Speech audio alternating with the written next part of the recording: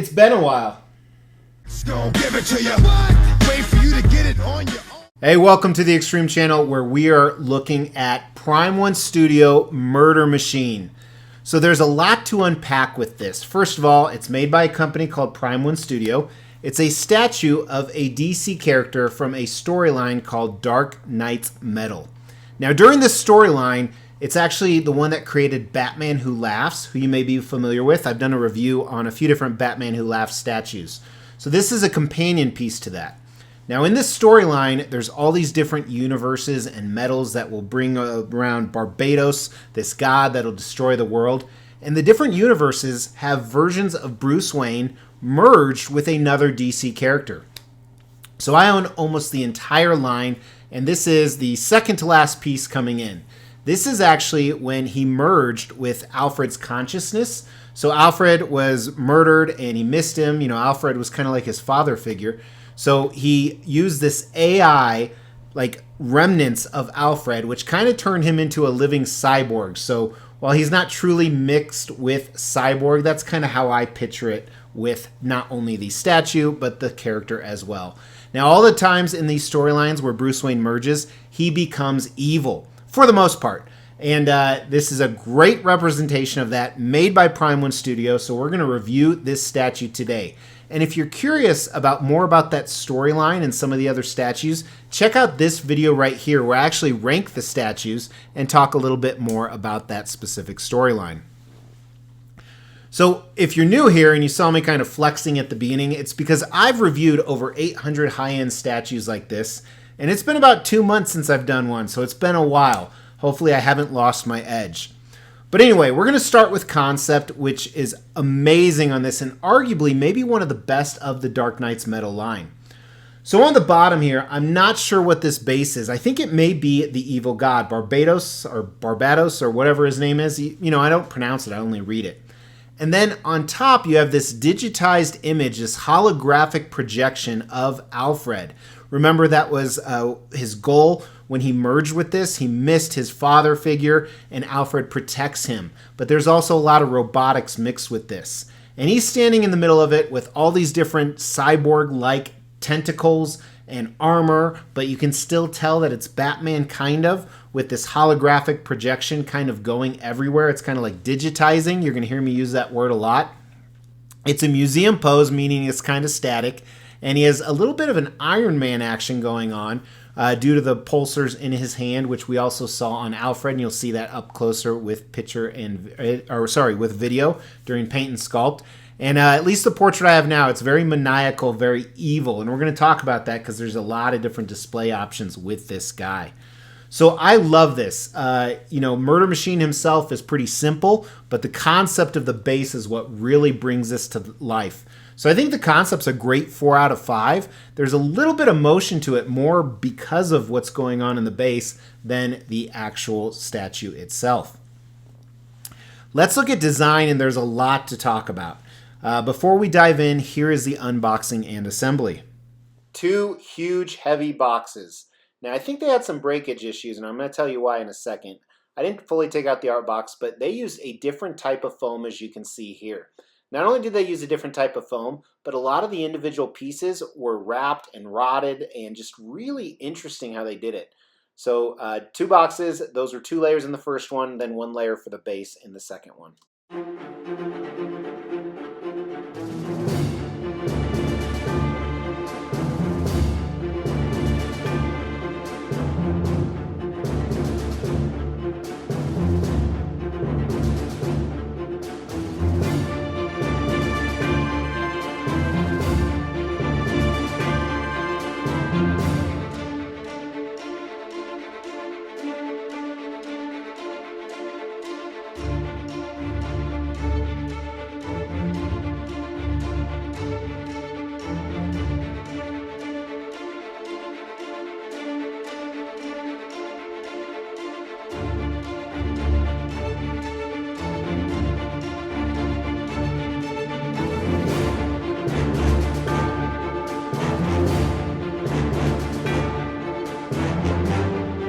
All right, so you saw the assembly. You know, Prime 1 Studio, they are now including these And they are getting better and better at these. So first of all, it's a better visual picture. It's easy to see which piece corresponds where.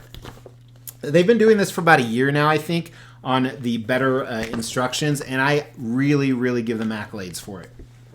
Let's get the size, and then we're going to talk about the display options. So the widest part of the base is about 16 inches. The statue itself might go to 20.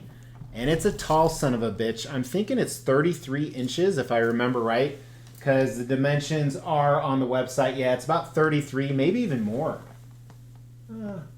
Yeah, about 33 inches or so. So check out Prime One Studios specifically. This is sold out, but it is waitlisted, I think, because there's a few different versions. The different versions offer different switch-out options. So let's talk about those. This is the deluxe bonus, so it has all the bells and whistles, with 3 portraits. First is kind of the stoic portrait, and this comes with all 3 different versions of the statue. Then you have a deluxe version where he's really maniacal. That's the one I really like. And then I believe the bonus deluxe gives you this pissed off portrait. There are 3 left arm options, starting with just a basic hand. So this one's coming down, it's a basic hand.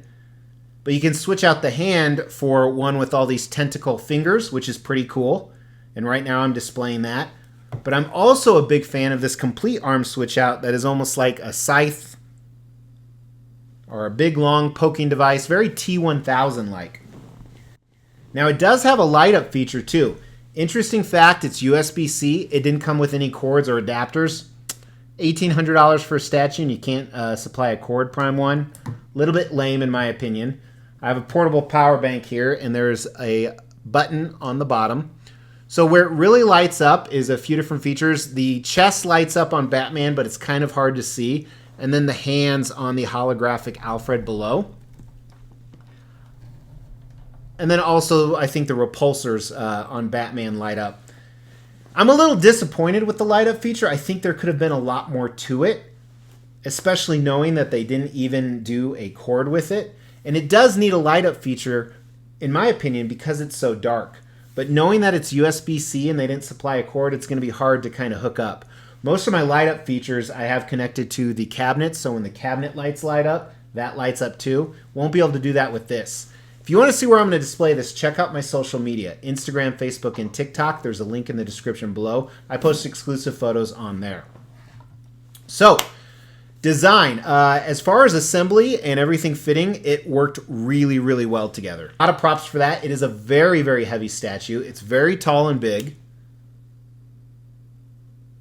I was gonna do a Michael Scott there, but it's tall. That doesn't really work. So I like the different display options. What I would have really liked to see is you can make the right arm the T1000 scythe or whatever that is, because it's better than an Iron Man hand. I'm not really digging that too much. So I think the design's a 4 out of 5 because it is pretty elaborate and it works well, but they definitely could have done some things to elevate it, in my opinion. Another thing that's really interesting with this statue is the paint and sculpt. A lot of the paint because of the darker colors. And Prime One Studio, they are really good at 1/3 scale DC pieces when it comes to sculpt. This is not an exception. So it's been a while since I've done detailed statue reviews, so be gentle with me. But starting at the base, as I said, I'm not really sure conceptually what's going on down here, but it looks good.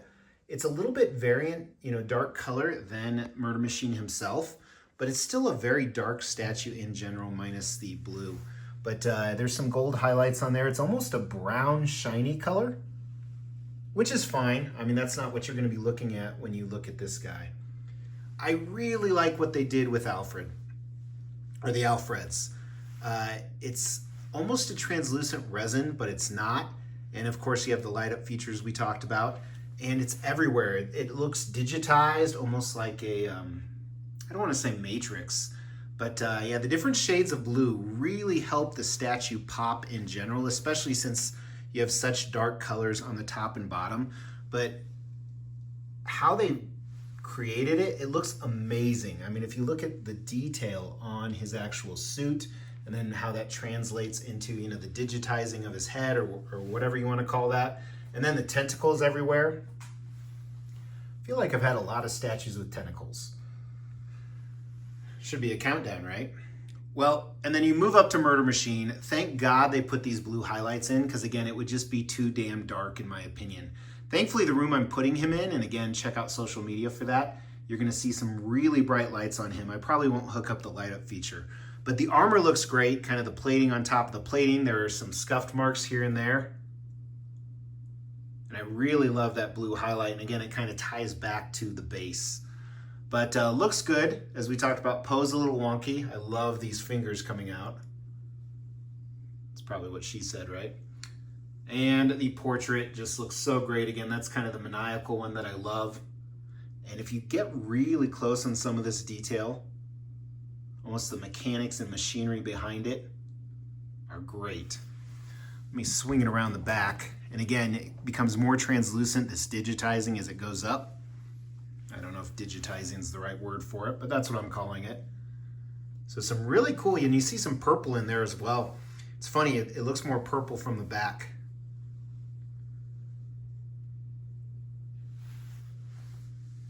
And then I'm just noticing this actually for the first time. Again, a lot of those mechanics, the spine, that looks really cool actually. They almost look like thrusters. Again, I slightly remember him in the omnibus. Didn't read too much individual stories on him. But I think for what they had to create, they did really well. But you're also limited in paint and sculpt by the actual character and how he is portrayed, or she is portrayed in the comics.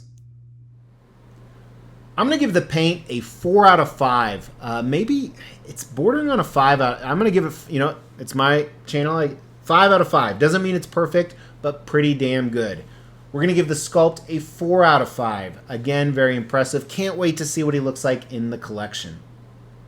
Let's talk about value. So they made 250 of these total. 150 are my version right here. 50 don't include the one bonus head, and 50 are just the single head. Retail price was $15.99 on the single head, so like the classic version. But if you pay $200 more, you could get an additional head and maybe even 2 additional heads. The bonus version was the same price as the deluxe, which doesn't make sense. So you're paying $200 for either 1 head or 2 heads, which all in all, paying $100 per head isn't that bad. That's what I said. See, now it's working well. That's what she said? However, $1,800, man, when I started collecting Prime 1 1/3 scale statues, they were $6.99, $7.99.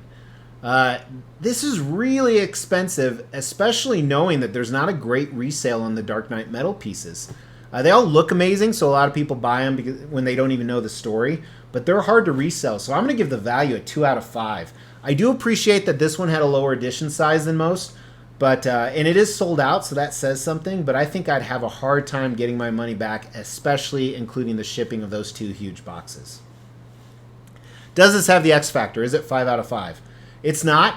I think it's a 4 out of 5. It's a great addition to the Dark Knight metal line.